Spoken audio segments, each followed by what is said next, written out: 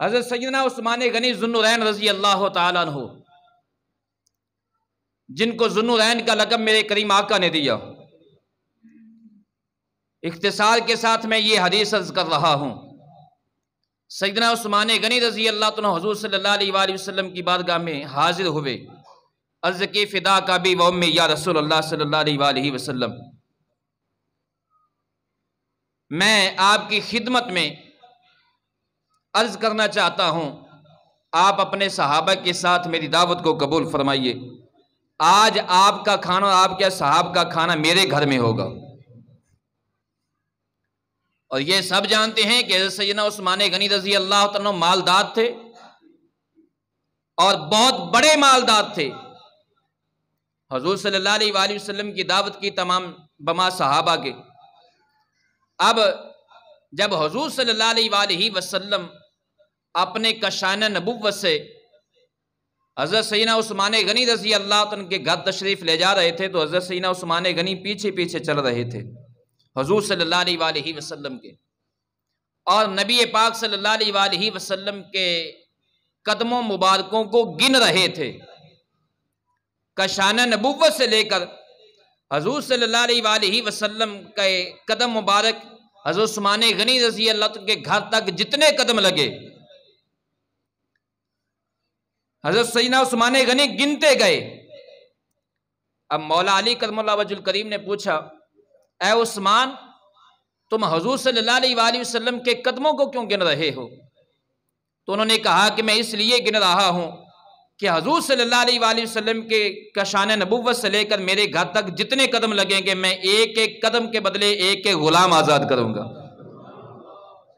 کتنی شاندار دعوت ہے حضور صلی اللہ علیہ وآلہ وسلم کی۔ آج لوگ کسی کے گھر پیر آئے تو زیادہ ہوتا ہے کہ پتیاں نشاور کی جاتی ہیں، استاد آئے تو پتیاں نشاور کی جاتی ہیں، پھول پھینک سکتا ہے اور بوتا کرے گا تو روپیے لٹا دے گا۔ لیکن یہ کیسی دعوت ہے سیدنا عثمان غنی نے جو کی حضور صلی اللہ علیہ وآلہ وسلم کی، ایک ایک قدم کے بدلے ایک ایک غلام آزاد کیا۔ اب سیدنا علی المرتضیٰ شیر خدا کرم اللہ وجہ الکریم جب گھر تشریف لے گئی تو چہرے پر پریشانی کے آثار تھے، تو جناب سیدہ فاطمہ الزہرا رضی اللہ تعالیٰ عنہا نے پوچھا، اے میرے سرتاج کیا معاملہ ہے؟ آج آپ کے چہرے پر پریشانی کے آثار ہیں۔ آج ہماری خواتین کا حال تو یہ ہے نا، اکثریت، سب کا نہیں، اکثریت کا حال یہ ہے کہ خاوند گھر آئے تو اس کا حال نہیں پوچھا جاتا، بلکہ سب سے پہلے اپنے دکھ درد سنائے جاتے ہیں۔ فوری جو ہے وہ آج فلاں چیز نہیں ہے، آج فلاں چیز نہیں ہے، آج یہ چیز لانے والی ہے، آج بچوں نے یہ، فلاں نے مجھے یہ کہا، فلاں بچے نے یہ تنگ کیا ہے۔ تو چاہیے تو یہ تھا کہ جب خاوند گھر آئے تو عورت سب سے پہلے اس کا حال پوچھے اور اس کو تسلیاں دے، اس کے غم میں شریک ہو، بلکہ نہیں، وہ گھر آتا ہے کچھ آرام کرنے کے لیے، طبیعت کو کچھ جو ہے نا وہ افاقہ حاصل ہو جائے، لیکن بعد کے جب پریشانیاں وہ چھوڑ کر آتا ہے تو گھر میں آ کر نئی پریشانیوں کا سامنا کرنا پڑتا ہے۔ لیکن قربان جاؤں سیدہ فاطمہ الزہرا رضی اللہ تعالیٰ عنہ سے، جو ہی سیدنا علی المرتضیٰ شیر خدا کرم اللہ وجہ الکریم کو دیکھا تو فوری پرکھا اور پوچھا، اے میرے سرتاج کیا معاملہ ہے؟ آج آپ کے چہرے پر پریشانی کے آثار ہیں، وجہ کیا ہے؟ تو انہوں نے فرمایا کہ آج حضرت سیدنا عثمان غنی رضی اللہ عنہ نے حضور صلی اللہ علیہ وسلم کی یہ دعوت کی ہے، تو میں سوچ رہا ہوں اگر میرے پاس مال ہوتا، ہم بھی مالدار ہوتے، تو کاش ہم بھی ایسی دعوت کرتے جیسی عثمان غنی رضی اللہ عنہ نے دعوت کی ہے۔ تو سیدہ فاطمہ الزہرا رضی اللہ تعالیٰ عنہ نے عرض کی، حضور آپ جائیں نا میرے بابا کی بارگاہ میں، جا کر آپ بھی دعوت دے دیں، پیغام دیں۔ سیدنا علی المرتضیٰ شیر خدا کرم اللہ وجہ الکریم نے فرمایا، ہمارے پاس غلام آزاد کرنے کے لیے کچھ نہیں ہے، صحابہ کے کھانے کے لیے ہمارے گھر میں اتنا راشن نہیں ہے، دعوت کیسے کریں گے؟ تو سیدہ فاطمہ الزہرا رضی اللہ تعالیٰ عنہ نے عرض کیا، آپ جا کر بس دعوت دے دیں، انتظام اللہ خود فرما دے گا۔ سیدنا علی المرتضیٰ شیر خدا کرم اللہ وجہ الکریم حضور صلی اللہ علیہ وآلہ وسلم کی بارگاہ میں گئے اور جا کر عرض کی، فدا کا ابی و امی یا رسول اللہ، یا رسول اللہ ہمارا بھی دل چاہتا ہے ہم اپنے کریم آقا کی دعوت کریں، یا رسول اللہ ہماری دعوت قبول فرمائیے۔ نبی پاک صلی اللہ علیہ وآلہ وسلم نے دعوت کو قبول فرمایا۔ اب ادھر گھر میں حضور صلی اللہ علیہ وآلہ وسلم کے لیے، صحابہ کے لیے کھانے کی تیاریاں کی جا رہی ہیں۔ سیدہ فاطمہ الزہرا رضی اللہ تعالیٰ عنہا، انہوں نے ہنڈیا جو ہے وہ چولہے پر رکھ دی ہے، اور ہنڈیا خالی ہے، اس کے اندر کچھ نہیں ہے، بالکل خالی ہے، چولہے پر رکھ دی گئی اور نیچے آگ جلا دی گئی۔ آگ جلا کر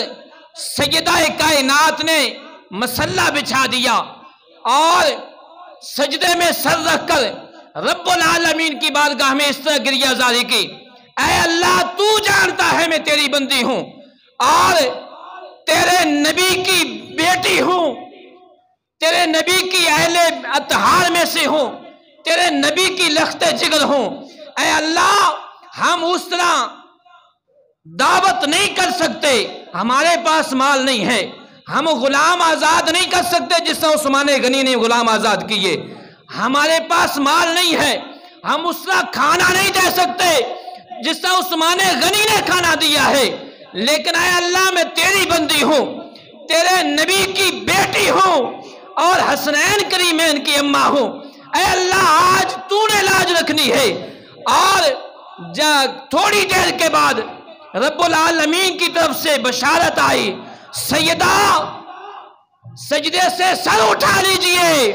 اللہ رب العزت نے کھانے کا اہتمام فرما دیا ہے،